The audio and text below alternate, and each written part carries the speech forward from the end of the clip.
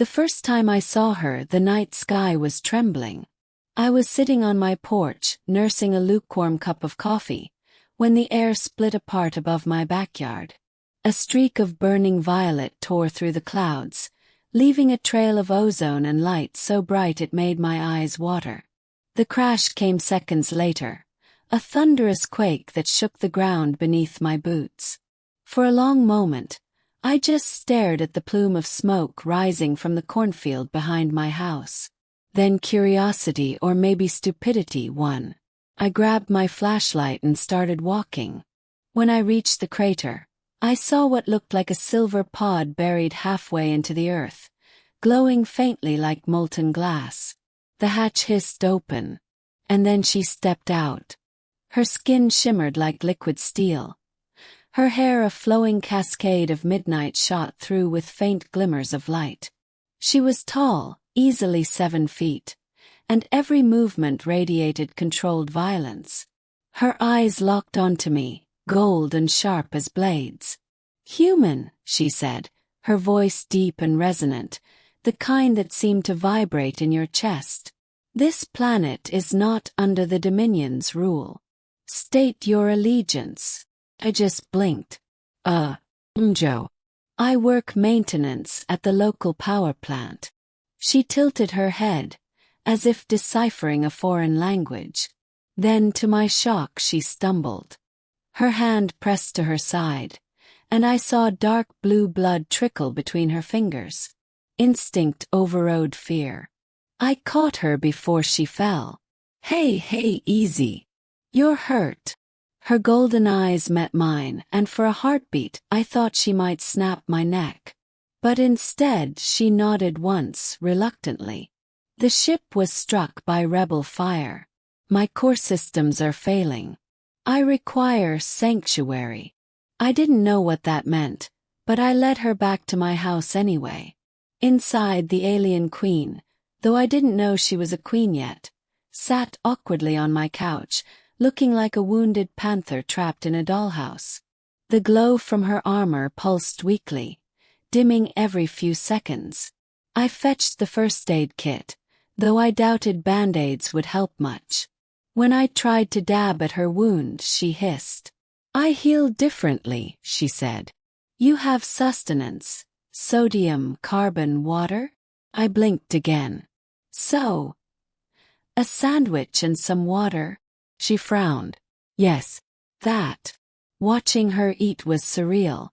She analyzed every bite as if decoding a weapon, and when she finished, the glow in her armor brightened slightly.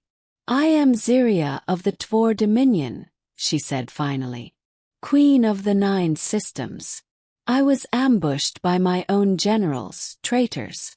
I escaped here because your world is unaligned. Hidden." I swallowed hard. "So you're saying the most dangerous alien warrior queen in the galaxy just crash-landed in my backyard?"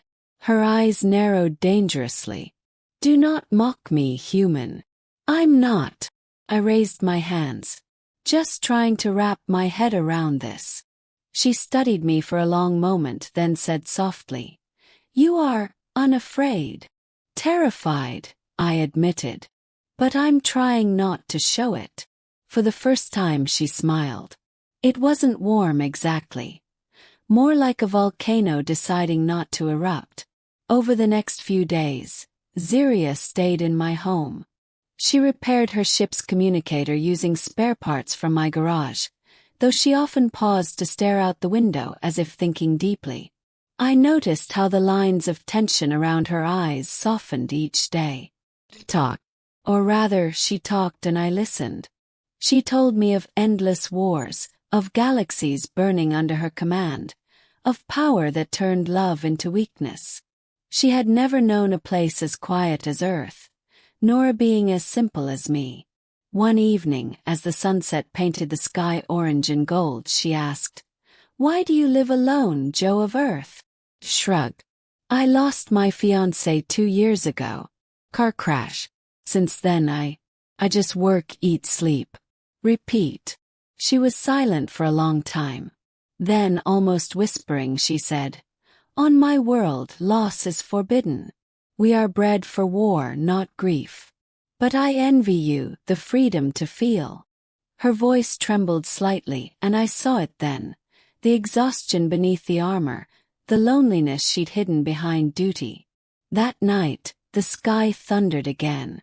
I ran outside and saw 2 more ships descending, sleek, black, and bristling with weapons. Ziria followed, her face pale with fury.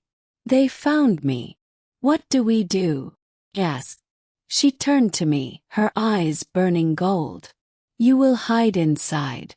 This is not your battle. Like hell it isn't, I said. They came to my home. Her lips curved faintly.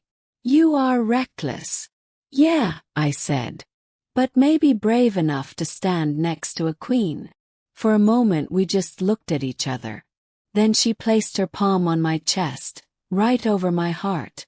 Faint warmth spread through me. I grant you protection under the Dominion's seal, she said. No harm shall come to you while I still breathe. Then she turned and walked toward the field. The battle that followed was chaos. Blinding light, shrieks of plasma, the crack of exploding metal. I watched from the porch, powerless, as she fought like something divine, spinning, striking, roaring commands in a language that shook the air. But she was outnumbered. When the last of her enemies fled, she collapsed onto the grass, her armor smoking. I ran to her, kneeling beside her crumpled form. Ziria, stay with me. Her eyes fluttered open. Joe, I cannot return.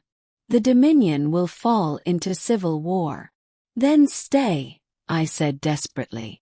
Stay here. Start over. You don't have to be their queen anymore. She smiled faintly, brushing her fingers across my cheek. You would offer me a home. After I brought war to your door. Yeah, I whispered. Because you also brought meaning back to mine. Her breath caught. Then, I offer you this. She reached for a small silver shard embedded in her armor and pressed it into my palm. It glowed softly, thrumming with alien energy. It is my heartstone, she said. The symbol of my reign. If I live, it will lead me back to you. If I fall, it will remember.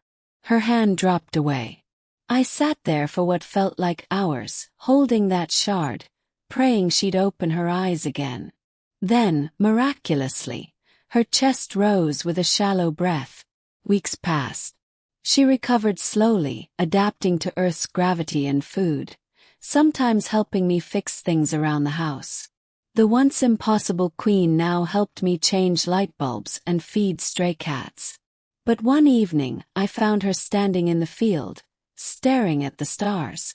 They will search for me, she said. One day, I must return. I stepped closer.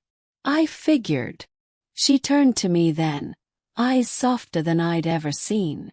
When I return, the galaxy will know peace or burn again. But I will always remember this place. You. And before I could respond, she leaned down and kissed me. A fierce, desperate kiss that tasted like lightning and sorrow. Then, without another word, she walked into her ship, and the night swallowed her in a burst of light.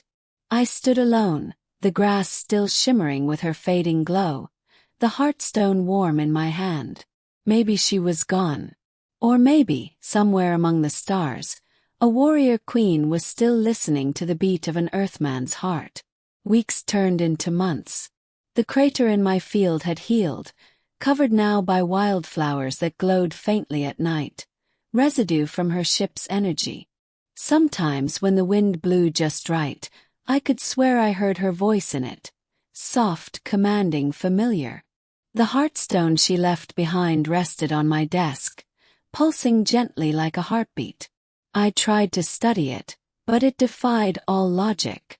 It was alive, somehow, warm when I felt sad, glowing brighter when I dreamed of her.